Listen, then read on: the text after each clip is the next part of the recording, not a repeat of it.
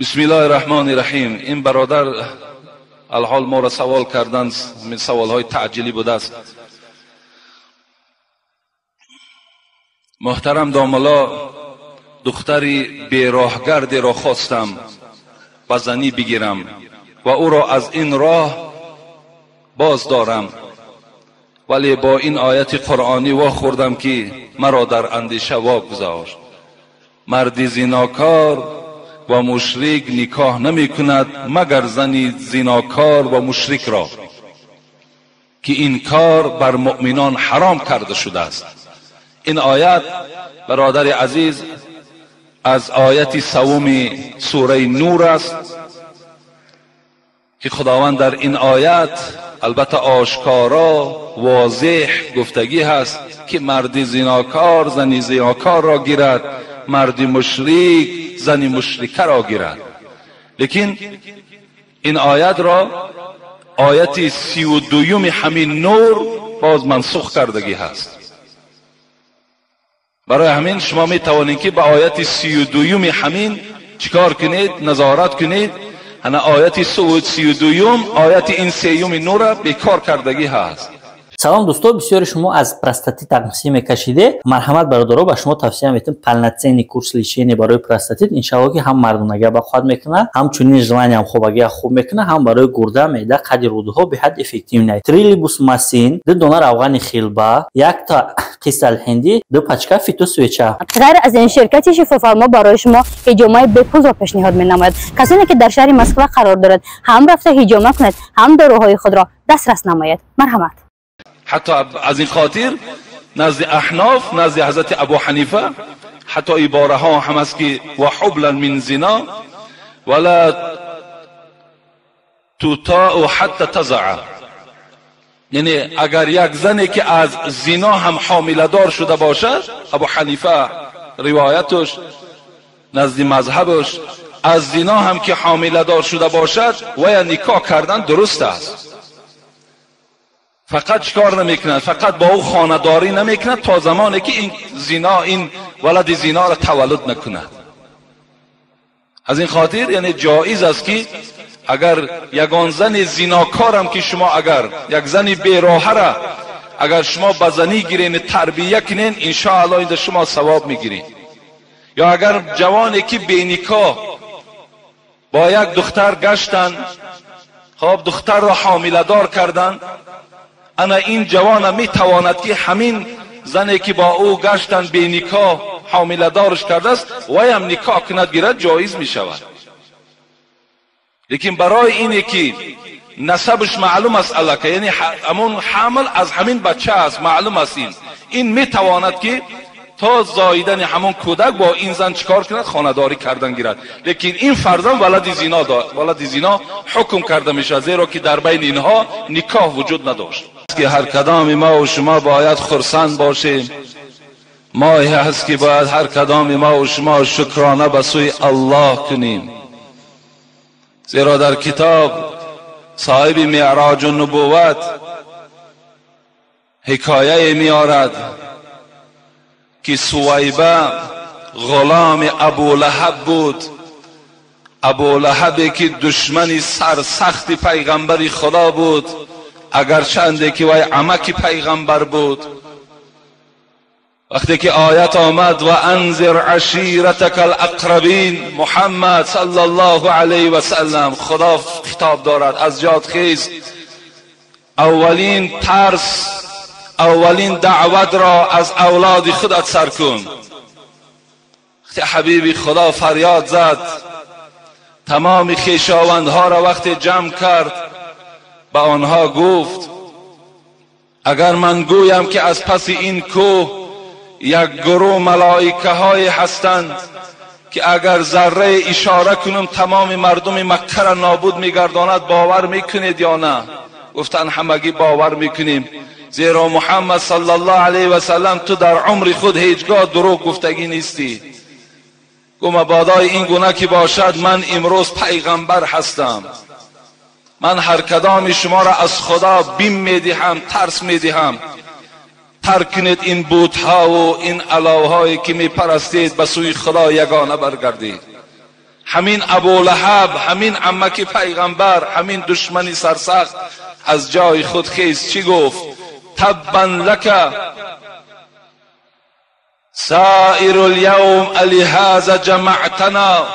ای محمد هلاک شوی تو، این روزی دراز ما را جمع کردی برای همین یک سخنی که تو پیغمبر شدی. انا همین دشمنی سرسخت گفت نازل شد تبت یدا. انا همین دشمنی سرسخت کنیزی داشت به نام سویبه. وقتی میگوید محمد صلی الله علیه و سلم به دنیا آمد، روز دوشنبه بود، در خانه برادر ابو لهب عبدالله پدر پیغمبر. سویبه که کنیز ابو لهب بود در حال آمد و هدیه و خبر داد ای ابو لهب امروز در خانه برادری تو فرزند تولد شد. ابو لهب از کی بودن محمد و چی شدن محمد درک نداشت. خرسند شد که در خاندان برادر من فرزند تولد شد. در حال این سویبه را از کنیز بودن خود خالی گردان به خاطر که تو یک خوشخبر برای من آوردی. صاحب معراج نبوت میگوید همین ابو لهب در خواب دیدن، گفتن حال چگونه هست؟ گفت حالی که من دارم هیچ دوزخی مثل من حال ندارد. لیکن همان شب دوشنبه گفت عذاب من کمتر می شود به خاطر که من از تولد پیغمبر کرده بودم. وقتی که این دشمنی خدا، این دشمنی پیغمبری خدا، عذاب او که کم شود، پس حال ما و شما آدمای موحد و دوستدارهای پیغمبر چند قدر بلند باشد خودتان قضاوت کنید. لا یؤمن احدکم حتی اکون احب الیه من ولده و والده و الناس اجمعین. رواه مسلم. پیغمبر خدا میگوید ایمان شما ای امتان من کامل نیست، ایمان شما مستحکم نیست تا زمانی که اگر مرا از فرزندهاتان، مرا از پدر و مادرتان، مرا از تمام یار و رفیقتان، مرا از تمام آن مالی که دارین دوست ندارین، ایمان شما کامل نیست. زیرا در اصل ما از پیغمبر خدا قرضدار هستیم. زیرا زمان پیغمبر خدا آمد ما و شما را از اخلاق وحشیانه، ما و شما را از راه گمراهی نجات داد و به این روشنی و به این آبادی و به این بندگی الله ما و شما را آورده رسانید. خدا رحمت کند.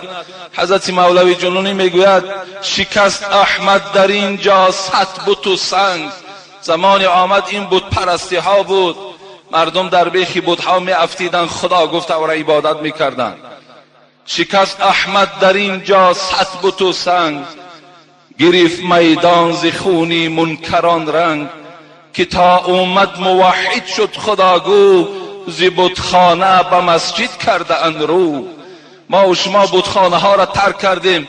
این مسجدی که امروز درهای کشاده دارد، این جوانهایی که امروز در بهترین صورت نشستند، همه این طفیل محمد صلی الله علیه و آله و سلم است. ما باید دوست داریم، باید از او ما دفاع کنیم. باید که البته آن دینی که حقی که خدا به واسطه محمد به ما و شما رسانید، در همه جا باید حمایتگر باشیم. جان ما را برای قرآن و جان ما را برای اسلام و جان ما را برای محمد هر زمان باید که تسلیم کنیم. حبیب خدا چی میگوید؟ مثلی و مثل الانبیاء کمثل رجل بنى دارا فاتمها و اکملها الا موضع اللبینه. حبیب خدا مثال آوردن، مثال من گفت و مثال تمام پیغمبرهایی که هست به منزله یک مردی که خانه بنا میکند به منزله همون است. فاتمها و اکملها، یک مردی که خانه را بنا میکند، پر را تیار میکند، بهترین نقش و نگار میکند، الا موضع لبینتین.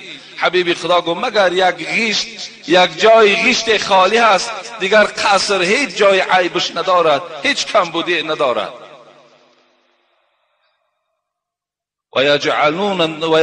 ويجعل الناس يدخلونها ويتعجبون منها لولا موضع اللبینه. پیغمبر خدا گفت بعد مردم میآید این خانه تیار را میدرآیند، اطراف او را نظارت میکنند، افسوس میخورند، لب میگزند از حساب این قدر قصر میگویند زیبا هست، مگر همین جای غیشتی که خالی هست اگر همین پر میشد دیگر در این قصر هیچ گپی نبود، هیچ کمبودی نداشت. پیغمبر چی گفتند؟ فانا موضع اللبینه جئت فختمت الانبیاء. انا همون موضع خالگی غیشت من هستم، آمدم تا که مکمل گردانم همه پیغمبرها را، تا که زینت دهم همه پیغمبرها را. انا همون موضع خالگی من هستم. انا سید ولد آدم یوم القیامه اول من ینشق عنه القبر.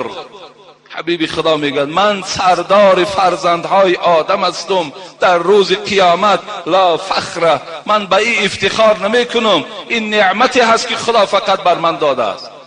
و اولین قبری که در روز قیامت کشاده می شود قبر کیست؟ حبیب خدا گفتن قبر من است. اولین قبری که در روز قیامت کشاده می شود بود تا زنده آن حبیبی ودود، بود تا زنده آن حبیبی ودود، در غم عاصیان امت بود.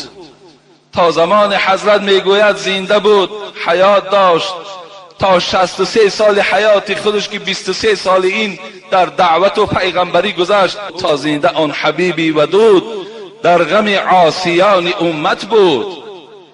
وقتی رفتن حبیب آزاده امتی امتی امتی گفته گفته جان داده. حضرت زمانی که از دنیا گذشتن دیگر این سختی جانم حس نکردن و سختی جانم تکیم نکردن، فقط چی گفتن؟ امتی امتی امتی گفته گفته جان دادن. روز رستاخیز شود آغاز، آن روز قیامتی که در پیش است، آن روز وقتی میگوید آغاز می شود، روز رستاخیز شود آغاز. امتی امتی گفته گفته خیزد باز. زمان قبرم که کشاده شود از جاش نه پدر نه مادر نه اولاد نه فرزند. امتی امتی حال امتی من چی باشد؟ حال امت چی باشد؟ حضرت در دوام چی گفتند؟ وقتی رفتن سختی جان دید، گفت ای پروردگار عرشی مجید، سختی جان این چونین باشد، امتانم مطیق این باشد. وقتی حضرت میگوید سختی جان دیدن، چگونه که خود دعا میکردن اللهم اعینی علی سکرات الموت و غمرات الموت. زمانهایی که بیمار بود حبیب خدا دعا میکرد پروردگارا برای کندن جان من، برای این سختی هایی که در جان کندن است، برای حبیبت آسان بگردان. وقتی میگوید همین حالت شد، وقتی که این حالت وزنی که بالاش آمد و پروردگار چی گفت؟ ای پروردگار عرشی مجید، سختی جان این چونین باشد، امتانم مطیق این باشد. من که این سختی جان با این قدر و قیمتی خود که کشیدم، تمام امتی من این سختی جان می کشد. از این خاطر از درگاه تو چی طلب دارم؟ سختی جان امتان من بدهی جمله را به جان من. پروردگارا من از تو فقط طمع دارم، فقط زاره و تولا دارم که هر سختی که در جان من است همیشه پروردگارا از امتی من کنده و در جان من بگذار. این بود غمخواری پیغمبری خدا نسبت هر یک امت. امتی که امروز پروای سنت حبیبش ندارد، امتی که امروز تکیه بر سنتش ندارد، و حضرت باشد تمام عمر به گریه و تمام عمر به زاره به سوی پروردگار که امتی مرا خار نگردان، امتی مرا ذلیل نگردان، امتی مرا در روز قیامت شرمنده نگردان. ای پروردگار چی گفت؟ اذن لا ارضا و واحدا من امتی فی النار. پروردگار گفت با عظمتیت قسم از تو راضی نمیشم تا زمانی که یک امتم در آتش دوزخ باشد. من از تو راضی نمیشم، از تو راضی نمیشم. نماند به زندان دوزخ اسیر، کسی را که باشد چنین دستگیر. حضرت سعدی بیهوده هم نگفته نماند به زندان دوزخ اسیر، کسی را که باشد چنین دستگیر. نماند به عصیان کسی در گرو، که دارد چنین سیدی پیش رو. الحمدلله پروردگارا به سوی هزارها شکر میکنیم که ما را چنین پیشوا دادی، چنین معلمی با غیرت دادی. خدایا غیرتی او را، جسارتی او را در دل همه ما امتان جایگیر بگردان. آمین یا رب العالمین. انشاءالله ما خدا خواسته باشد در باب این محبت پیغمبری خدا، در باب عاشق بودن بر محمد صلی الله علیه و سلم انشاءالله یک روز اعلان میکنیم، صحبت ها میکنیم. من برای شما فقط یک عشق مالک ابن انس گویم که صاحب مذهب بودن. حضرت مالک ابن انس میگه در مدینه منوره حیات به سر میبردن. صاحب مذهب است، مثل مذهب ما و شما ابو حنیفه رحمت الله علیه. میگه هیچگاه از مدینه بیرون سفر نمیکرد. گفتن چرا از بیرون از مدینه نمیبرایی؟ میگفت میترسم که اگر بیرون مدینه روم شاید که خداوند جان مرا بیرون از مدینه گیرد، من از پهلوی پیغمبری خدا محروم شوم، از شهر پیغمبری خدا محروم شوم. برای همین تا مردن برای من سفر کردن حرام است. گفتن این عشق بینید، این عاشقی را بینید. حضرت در کوچه های مدینه میگوید قدمهاش میگذاشت و در هر یک قدمش چی به خیالش میآمد که شاید که همینجا قدم پیغمبر باشد و پاش میگوید بالای همون قدم میگذاشت. میگوید قسم به خدا، میگوید امام مالک ابن انس، هر شب پیغمبری خدا را در خواب میدیدم. هر شب. چگونه عاشقها بودند.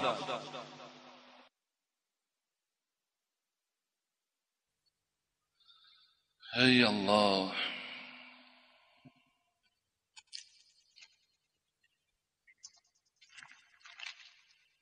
سوال ها را انشاءالله من جواب میگویم و بعدا خدا خواسته باشد جمعه آینده در باب خیر و احسان و فضیلتش.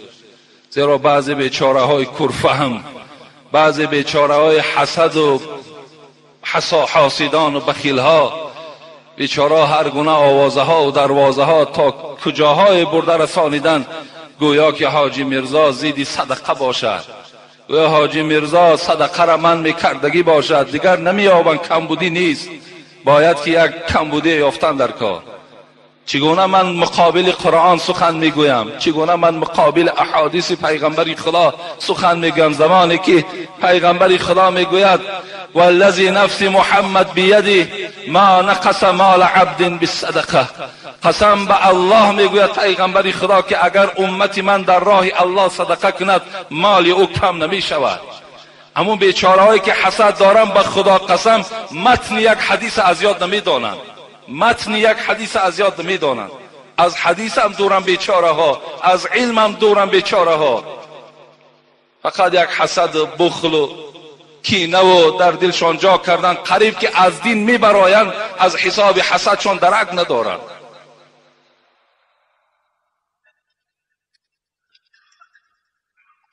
بسم الله الرحمن الرحیم. این برادر الحال ما را سوال کردن، من سوال های تعجیلی بوده است. محترم داملا، دختری بیراهگردی را خواستم به زنی بگیرم و او را از این راه باز دارم، ولی با این آیت قرآنی واخوردم که مرا در اندیشه واگذاشت. مرد زناکار و مشرک نکاح نمی کند مگر زنی زناکار و مشرک را، که این کار بر مؤمنان حرام کرده شده است. این آیت برادر عزیز از آیت سوم سوره نور است که خداوند در این آیت البته آشکارا واضح گفتگی هست که مرد زناکار زنی زناکار را گیرد، مرد مشرک زنی مشرکه را گیرد.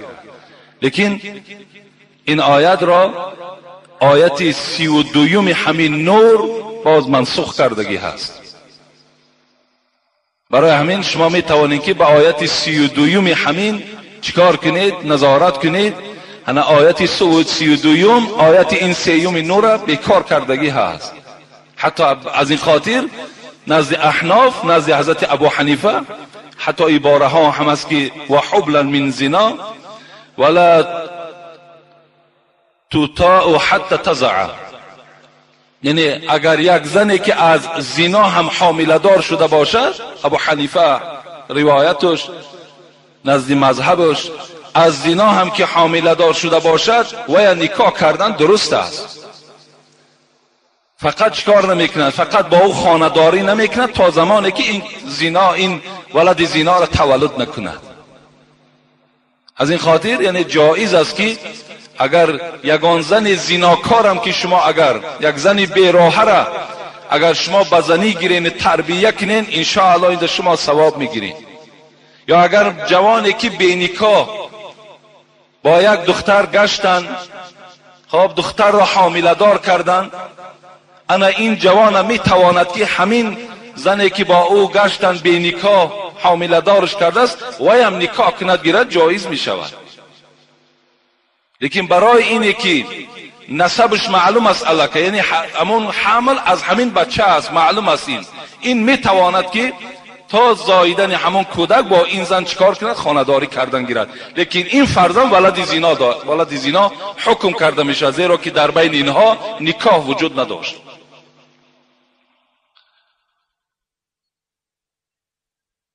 داملای شیرین سخن، این برادرش از ناحیه واسه بوده است.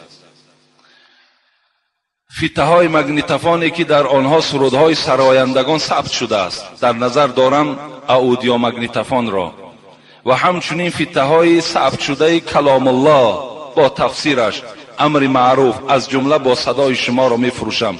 کاری خوب میکنم یا بد؟ من برای همه شما برادرای عزیز تا امروز الحمدلله که از آیت قرآن بیرون نشدم، تا امروز از احادیث های صحیح پیغمبر خدا بیرون نشدم.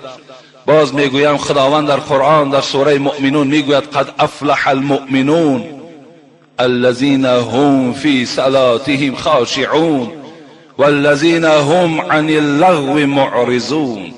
خداوند چی میگوید؟ به تحقیق نجات یافت کدام مؤمن، کدام مسلمان نجات یافت؟ همان مسلمان هایی که در نمازشان خاشع هستند، در نمازشان ترسننده هستند، نماز از برای الله میخوانند، نماز آهسته میخوانند، نماز با رکوع و با سجده های ملایم میخوانند. اینها گفت نجات یافتگی هستند.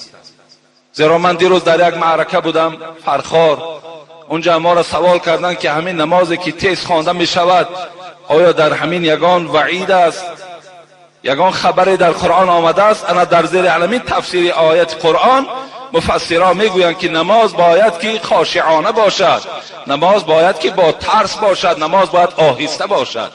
زیرا من برای شما حدیث ابو سعید خدری را گفته بودم، خود صحبتی وی است، این صحابه پیغمبر است. وقتی از یک نفر پرسید، نگاه کرد که بسیار نماز تیز میخواند، رکوعهای تیز دارد، سجده های تیز دارد.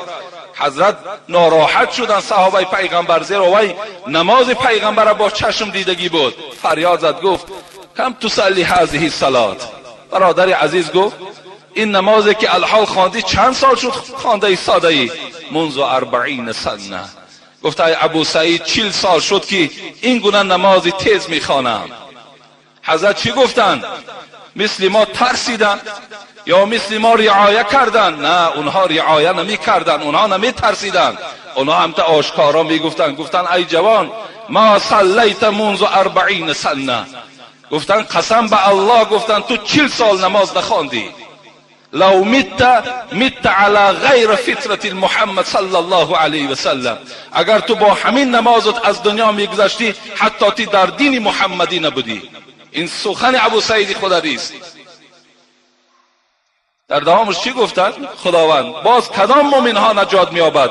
والذین هم عن اللغو معرضون، آن مؤمن هایی که از شنیدن سخنهای لغو، سخنهای بیهوده پناه طلب کردن، اینها در نزد خدا نجات می‌یابند.